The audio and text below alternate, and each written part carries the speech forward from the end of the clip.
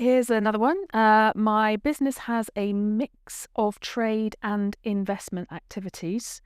Will it still qualify for business property relief? It's a good question.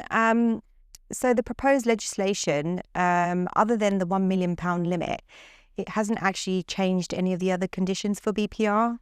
So you've still got, the subject to certain exceptions, you've still got to meet the 2-year ownership period. It's what qualifies as relevant business property, the definition remains the same.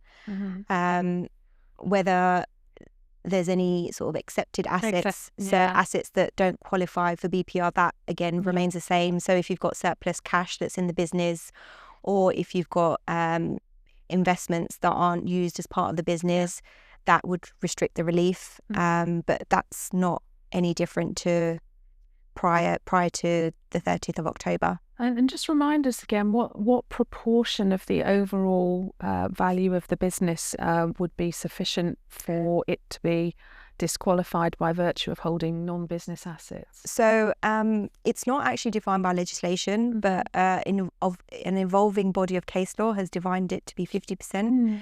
So 50% of the business activities have to be trading in order for it to qualify. Yeah, absolutely.